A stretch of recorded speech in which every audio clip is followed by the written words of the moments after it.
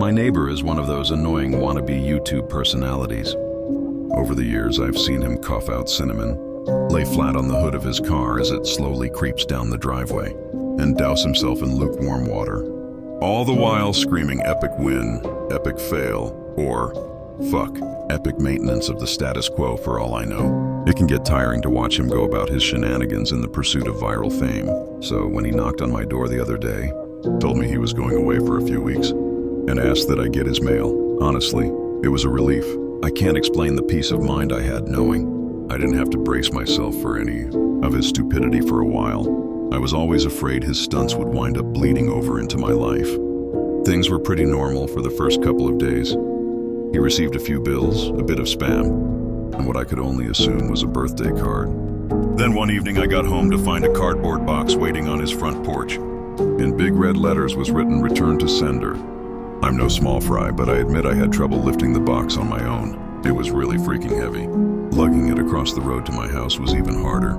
And I quickly realized there was no way I was going to drag it up the stairs and through my front door. I decided I'd leave his package in my garage. It wasn't like I kept my car in there. The garage door was a piece of shit that refused to open without a good thug and a whack.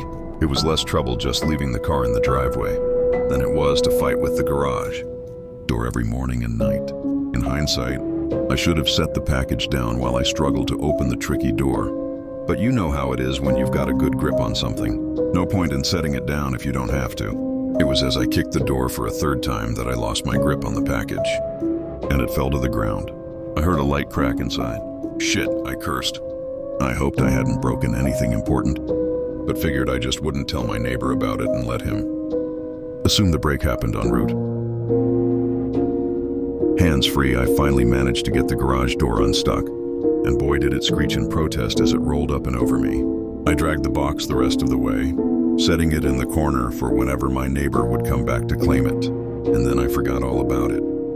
Until a few days passed, that is. I'm not sure exactly how long it took for the smell to waft in, from the crack under the garage to house door, but it came in slow progression. It was a sickly sweet odor similar to a skunk, and for the first few days after I smelled it, I genuinely assumed that's exactly what it was. Roadkill that had left its mark on my house. It was only when I realized the scent was growing more intense, instead of fading, that I went looking for a source. That's when I opened the garage door, and that's when the odor knocked me back, holding my nose. The culprit wasn't hard to identify. The only change in my garage was the box in the corner. I remember thinking it must have been one of those meat of the month subscription boxes. The meat must have gone rancid from being left out of the fridge for so long. How much meat could have been in there for the box to have been so large and heavy? An entire freaking cow? I covered my nose as I approached the box, a pair of scissors in my hands. I probably wouldn't have needed them to open it, as it had become soggy enough at the bottom to poke through with a finger. But I wasn't about to poke my finger into spoiled meat juices. That soggy bottom was the reason I had to open the box in the first place. If I tried to drag it out whole, everything would spill onto the floor. I was going to have to dump the pieces of meat one garbage bag at a time and take them down to the dumpster, a process I wasn't looking forward to. My scissors tore through the tape along the top of the cardboard box. I thought the smell couldn't get any worse, but as I flipped the flaps open, I discovered a whole new gamut of stink. It was like opening a burning oven, but instead of a heat wave, I was met with waves of piss, sweat, shit, and putrefaction. It was so bad that I staggered back and had to force down the puke begging to guzzle out of me. I don't think I could have handled that scent mingling with the horrors coming out of the box. I'm not ashamed to admit I ran out the door for a breath of fresh air. But in the short time I'd spent in the garage, the smell had become so ingrained in the fabric of my clothes that it clung to me like a shadow. Nothing I tried could keep the smell out of my nostrils. Not air fresheners, not a face mask, not 3 showers and a change of clothes. Every second that box lay open in my garage was another second. The smell was allowed a foothold into my home. I had to bite the bullet. I returned to the garage, the flaps of the box still open as though inviting me to look. I was prepared, a clothespin pinning my nostrils shut, a garbage bag in one hand, the strongest cleaner I could find in the other, and long rubber gloves to keep my skin from having to touch what was inside. But as it turns out, I needed none of those things. I wouldn't have to touch or clean the contents of that box. I would only have to suffer the nightmares every night. You see, there was meat in that box, but it didn't come from a cow or a pig. No, it was worse than that. It was my neighbor, dead, still in one piece, but dead. I called the cops, and naturally, they took me in for interrogation. It's kind of hard not to suspect the man with a corpse in his garage, after all. Thankfully, they soon realized I wasn't involved. My DNA might have been all over that box. The smell might have left a mark throughout my house. But there was one piece of irrefutable evidence in my neighbor's own hands that proved my innocence. A vlogging camera.